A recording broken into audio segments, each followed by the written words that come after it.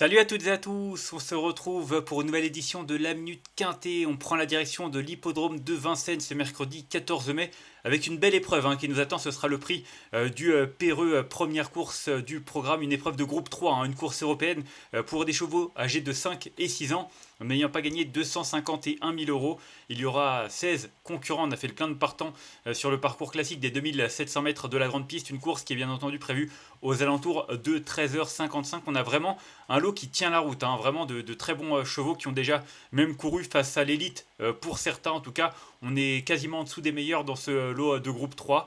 Et faire un choix entre les 5 et 6 ans, c'était pas forcément si facile que ça. J'ai quand même pris l'option de retenir en tête de ma sélection le numéro 8, Carambar. Je l'adore, c'est un cheval de classe, Carambar. Il n'a pas beaucoup couru, il n'a pas beaucoup été déféré. J'avoue que j'aurais préféré le voir déféré des 4 pieds, mais je pense que s'il est uniquement déféré des antérieurs, c'est que son entraîneur juge que c'est suffisant. En tout cas, c'est toujours mieux que la dernière fois où il avait terminé deuxième à Anguin derrière Regita JP. Déjà, la ligne était bien composée. En tout cas, il revient sur un parcours sur lequel il a couru à 2 reprises pour 2 victoires. Donc il y est invaincu. Et puis j'ai vu une ligne qui m'a sauté aux yeux. C'était en début de meeting d'hiver, le 9 novembre, il battait Cocotte. Cocotte a derrière remporté 2 groupes 2 et un groupe 1 durant le meeting d'hiver. Donc franchement, il n'a pas battu n'importe quoi. C'est un cheval qui est certainement en retard de gain et qui, à mon sens, a largement la pointure d'une telle épreuve. À lui de le prouver en piste. Mais c'est vrai qu'avant le coup, franchement, sur la ligne avec Cocotte, je vois pas comment il pourrait ne pas lutter pour la victoire. Ensuite, j'ai retenu en deuxième position le numéro 12, Jason Gignoux, un aîné, le 6 ans, un Hongre qui a vraiment montré de la qualité. Alors dernièrement, quatrième seulement dans un lot un peu moins relevé. Maintenant, c'était une petite rentrée. En plus, c'était pas forcément sa distance de prédilection de 1100 mètres. Là, il revient sur un parcours qui va lui plaire. C'est un cheval qui a beaucoup de tenue, qui a beaucoup de dureté. On l'a vu vraiment s'illustrer dans des très bons lots. D'ailleurs, en fin d'hiver, enfin le 19 janvier, avant qu'il soit arrêté, il terminait cinquième d'une course de groupe 3 déjà, battu notamment par Joconde Sibé. Mais le fait qu'il ait été arrêté suite à cette sortie, c'est peut-être qu'on attendait mieux de sa part. En tout cas, auparavant, il avait aligné les victoires. Il a montré qu'il avait encore un petit peu de marge. Et c'est vrai que l'engagement est quand même assez favorable. Donc moi, j'y crois. Je pense que sa rentrée lui a fait le plus grand bien. Et pour ce retour face à une opposition sans doute un peu plus supérieure, il est capable de lutter pour la palme également. Ensuite, j'ai retenu en troisième position le 14, Gilor de Viva, qui a certainement été préparé avec soin pour cette compétition. C'est un cheval qui a quand même des références à faire valoir. Il avait remporté cet hiver la finale régionale des 5 ans. C'était le jour de la clôture du GNT, début décembre, sur l'hippodrome de Vincennes. Un cheval qui a de la tenue. Alors certes, il est seulement plaqué des antérieurs et déféré des postérieurs, mais c'est une configuration dans laquelle il a fait ses preuves. D'ailleurs, je suis en train de chercher, il a quasiment tout le temps répondu présent dans cette configuration. C'est vraiment un modèle de régularité. Il est confié à Eric Raffin. Alors bien entendu, il y a de l'opposition, mais franchement, il n'a rien à envier à ses adversaires. Il est capable de tout faire durant le parcours. C'est un avantage parce qu'il y en a qui sont capables de prendre le train à leur compte. Et à mon avis, c'est une bonne base. Pour la victoire, il faudra sortir le grand jeu, mais pour terminer dans les 3 premiers, ça devrait le faire.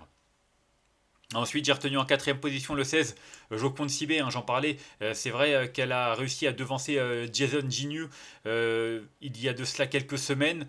Maintenant, elle a soufflé un petit peu le chaud et le froid ces derniers mois. C'est une jument de qualité, ça, il n'y a rien à dire. Elle avait même couru face aux meilleurs. Elle avait terminé à l'arrivée de semi-classique à l'âge de 5 ans, il y a un an.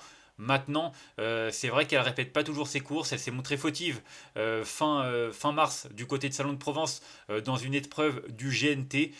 Faut pas la condamner là-dessus. Elle revient corde à gauche, elle revient sur un parcours à sa convenance.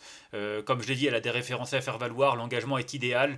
Donc voilà, déférer des 4 pieds, on peut penser que son entraîneur a visé cette course et l'a préparée avec soin. C'est pour ça qu'il convient de lui accorder un large crédit. Je la retiens seulement quatrième, seulement entre guillemets, mais franchement, si elle venait à lutter même pour la victoire, il n'y aurait vraiment pas à crier au scandale. Ensuite, j'ai retenu en cinquième position le numéro 13, Kin Winner, une concurrente de classe.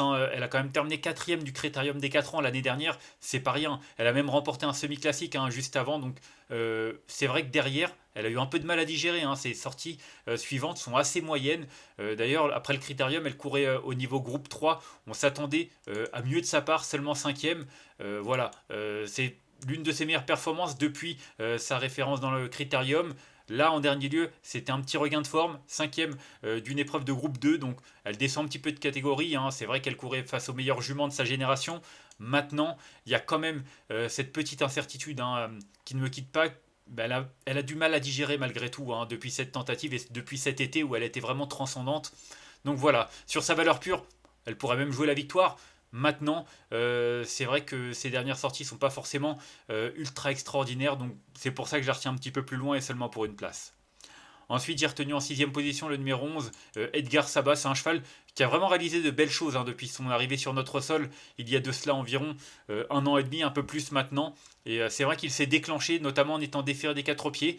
Il n'a pas été revu depuis le 23 février, ça fait quasiment 3 mois. Ça fait un petit peu beaucoup, c'est pour ça que je le retiens seulement en sixième position maintenant. Sur ce qu'il a couru, il n'a rien envie à ses rivaux, hein. Troisième devant Jasmine du prix de Mirande le 19 janvier dernier.